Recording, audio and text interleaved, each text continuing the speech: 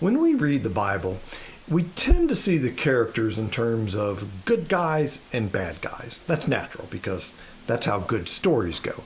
In technical terms, every story has a protagonist and an antagonist. And strictly speaking, a protagonist isn't necessarily a good guy. He's just the main character, the person we're following in the story. And the antagonist isn't necessarily a bad guy. He's just the one trying to keep the protagonist from achieving his goal, which isn't bad if the goal is, for instance, to murder someone. Then the protagonist is a bad guy and the antagonist is a good guy, unless the antagonist is the protagonist's mother, or even better, his girlfriend, who sees the good in him and opposes his evil intention because she believes in him and wants to save him from himself, in which case there are no bad guys, just a good guy who needs saving, and what better to do that than the love of a good woman.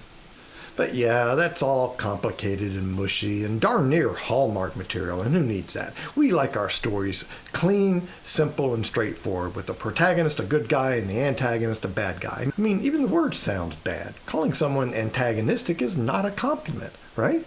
So the best stories have good guys who are really good and bad guys who are really bad. Good guy, bad guy. No. Good guy, bad guy. Good guy, bad guy. Good guy, bad guy. Good guy, really bad guy.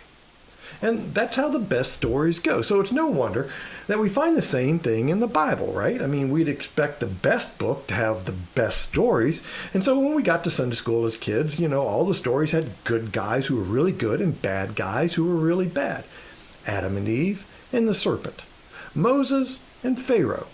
David and Goliath, Jesus and Pilate, Jesus and Caiaphas the high priest, Jesus and the Pharisees. That's how we're conditioned to read things, and the Bible doesn't disappoint. Take this story that Jesus told in Luke chapter 18.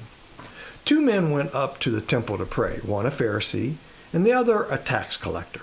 The Pharisee, standing by himself, was praying thus: God, I thank you that I am not like other people, thieves, rogues, adulterers, or even like this tax collector. I fast twice a week. I give 1/10 of all my income. But the tax collector, standing far off, would not even lift up his eyes to heaven, but was beating his breast and saying, God, be merciful to me, a sinner. I tell you, this man went down to his home justified rather than the other. For all who exalt themselves will be humbled, but all who humble themselves will be exalted. As soon as we get a line on the cast of characters, we've pretty much made up our minds. We know that one of the men is a Pharisee, and like Pavlov's dogs, we've been conditioned to think of all Pharisees as evil. They're the main opponents of Jesus in the Gospels, so of course the enemy of my friend is my enemy, so mentally we proceed to despise him. And on the other hand, the other fellow is a tax collector, and we remember somewhere in the back of our heads that tax collectors were not the best of men, but every first century Jewish tax collector we've ever met has been a pretty good guy. I mean, Matthew, one of Jesus' disciples, was a tax collector, and he even went on to write one of the gospel accounts. Zacchaeus was a tax collector, but we remember him more for being a wee little man who climbed a sycamore tree to see what he could see, and then climbed back down when Jesus invited himself to dinner at Zacchaeus' house. And then Zacchaeus promised to give back half his wealth to the poor and to refund anybody he had cheated 4 times as much. See, deep down, he's really a good guy, just got caught up in some bad things. And to be honest, that was the route I was planning on taking when I started writing about this parable. That he was just a poor peasant struggling to feed his family who couldn't fish because he got seasick and couldn't farm because he killed every plant in the house. But he was good with math, and so when the chance came to put his skills to good use and maybe keep the Romans off his back, he maximized his potential. He went into business for himself and became quite successful. The American dream before the Europeans discovered that there was an America. But then I realized, no, tax collectors were jerks, and I know that's a harsh term, but believe me, I'm holding back here. Trying to put tax collectors in a good light is like saying that Hannibal Lecter was a misunderstood genius who was persecuted for having unusual culinary tastes. Whenever Rome wanted to tax a province, it sold the right to tax to the highest bidder, which meant a tax collector was already wealthy before he became a tax collector. And especially in those days, you didn't become rich by working hard and maybe being a little lucky. You got rich by screwing people. How's a fabulously rich guy in the parable of the talents described? A hard man who reaped where he didn't sow and gathered where he didn't scatter seed. So someone else worked and he took the fruits of their labor. Nice guy. So men who got rich by corruption bid on the right to be the sole tax collector in a region. And once a man purchased the right to tax, he was free to take anything the traffic would bear. He usually discovered that it could bear quite a bit. You couldn't do business without doing business with the tax collector. You couldn't move your goods from town to town without stopping by the tax collector's desk. And as a result, extortion was built into the job. Injustice was a part of the trade. Some men are traitors by, one craven deed of cowardice, but a tax collector was a traitor all day and every day. He was despised by everyone, including the Romans, and instead of friends, he had associates, other extortionists or the sycophants who like to hang around with the wealthy and whisper compliments in their ears. And by any standard, ancient or modern, this Pharisee was a good guy. He says that he fasted twice a week. I mean, that was far more than the Old Testament had asked. In the ancient law, the people of God were asked to fast once a year on the Day of Atonement.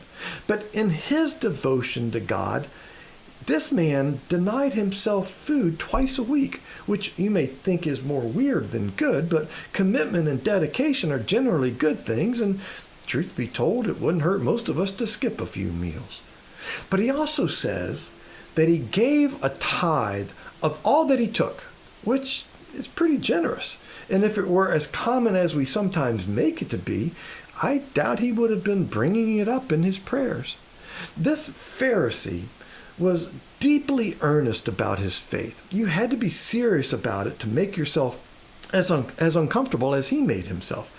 God was as real to him as the shekels in his pocket, and he was willing to lower his standard of living quite a bit for God. I know you don't think so because we're so conditioned to dislike Pharisees, but this Pharisee is the guy we'd rather have over for dinner, not the tax collector. This is the guy we'd vote for if he were running for office, not the tax collector. This is the guy we'd give credit to for earning whatever success and status he had in the community, while we discredit the tax collector for having cheated and bought his way to success. And yet Jesus discredits the Pharisee. And if you look closely at what the Pharisee says, what he says is the truth. Jesus doesn't condemn him for lying, and neither do we. That's not the problem we have with him. He's told the truth. The problem is, he said it out loud where everybody could hear. If you or I were to give him a little bit of spiritual counsel, we'd urge him to be a little bit more modest. We'd say, look, what you pray is true, but you shouldn't pray it in public. It sounds bad. It sounds conceited. You ought to be more careful how you pray. We like our heroes modest. When a guy hits a game-winning home run, we don't like them saying, well, that pitcher wasn't very good, and you better be good if you're going to throw me a fastball because I won't miss it like some guys. I'm going to hit it out every time. Nah, we like them to say something like, well, I just tried to be patient and look for a pitch I could drive, especially against a pitcher like him. And luckily I got one and was fortunate enough to get the barrel of the bat on it, and it just carried. But this is a team win. It's not just one guy. But I've found that outside of true narcissists, a conceited person is simply covering for feelings of profound insecurity. They really don't even believe what they're saying. As far as God is concerned, conceit it's a lot like acne. It's disturbing, but not fatal. The trouble with this Pharisee was not conceit. It wasn't pimples on his skin. The trouble was much deeper. It was in his bloodstream. He is standing in the temple, in the very presence of God, and thinking that the differences that matter among men matter with the Almighty. The problem with the Pharisee is pride. Luke tells us that Jesus told this parable to those who were confident of their own righteousness and looked down on everybody else. And one of the symptoms of conceit is a critical spirit, because one of the ways that we feed our pride is by comparing ourselves to others. We usually look at their vices and think of our virtues, and that, we assume, gives us some special standing with God. We have a way of cutting people off at the knees and putting ourselves up on stilts. In comparison, we always seem to stand tall. And if you think you don't do it, how many times have you been critical of hypocrites like this Pharisee? People who say one thing and criticize others for not doing it, even while they don't actually do it themselves. Or who criticize other people for their sins, but are constantly minimizing their own sins, criticizing, the other person's speck while there's a log in their own eye. Hypocrisy is comparing yourself favorably with another unfairly. And this Pharisee does this, but in truth, it's a fair comparison. I mean, nothing the Pharisee says about himself is disputed by Jesus. And no one could disagree with his assessment of the tax collector, not even the tax collector himself. But here's what strikes me. Both men are praying, and prayer is supposed to involve two people, you and God.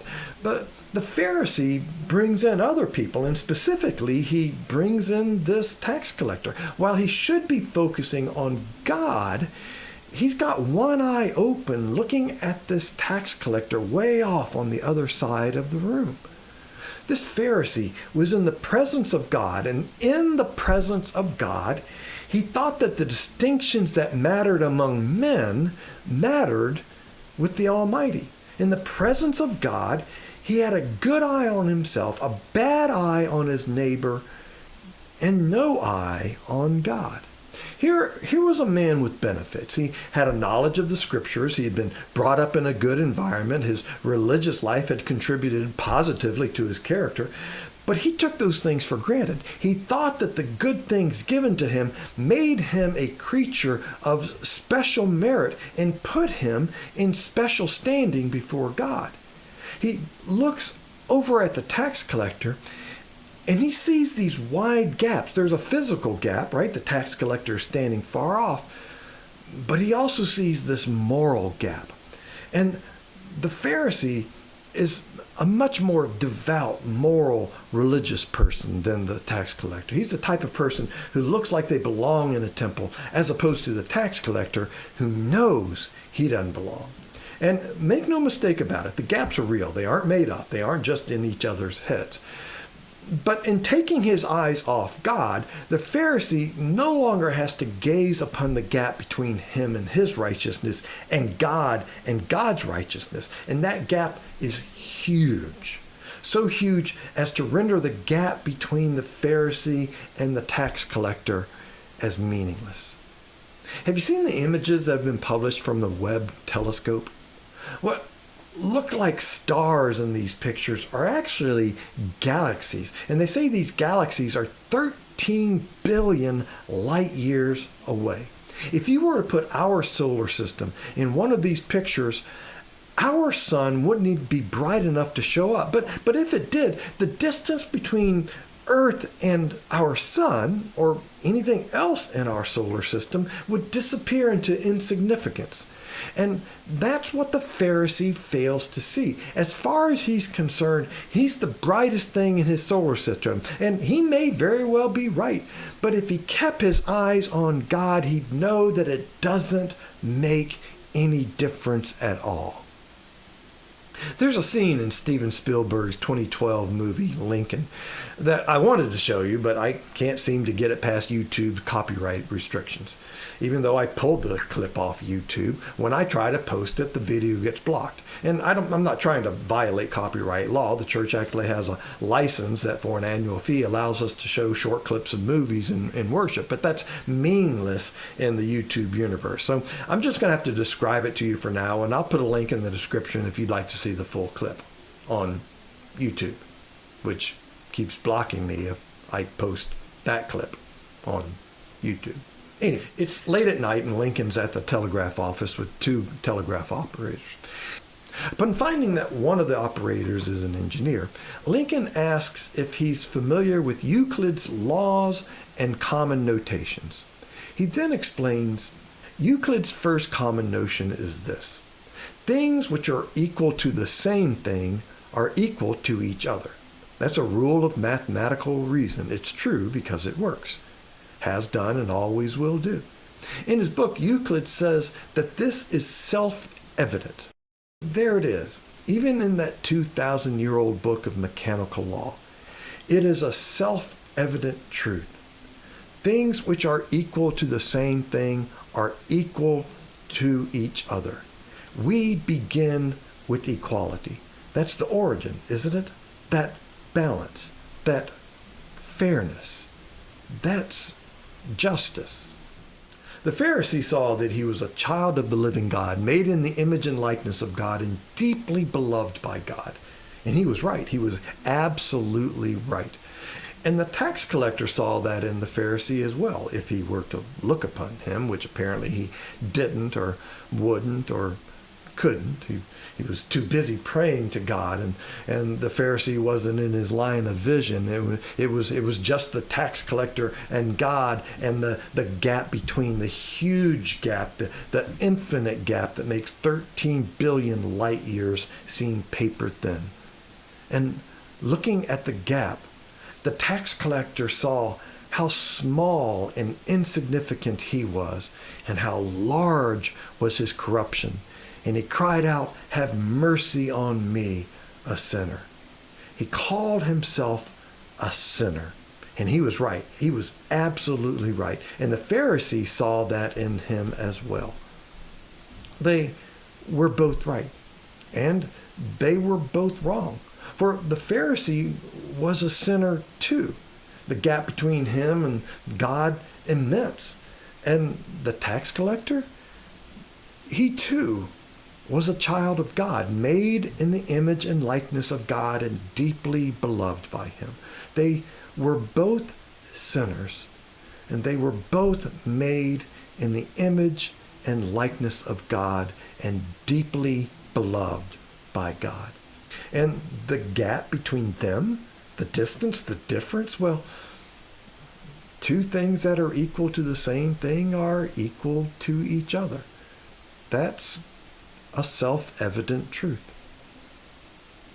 One of the benefits of living in God's presence is this: when you really see God, you see yourself. And when you see yourself, you see your sin. And when you see your sin, you cry out to God for grace and forgiveness, and you receive it. The saint is always more aware of his need of God than his successes in God, always more aware of how far he has to go than how far he has come. In Paul's first letter to Timothy, he says, "Here is a trustworthy saying that deserves full acceptance. Christ Jesus came into the world to save sinners, of whom I am the worst."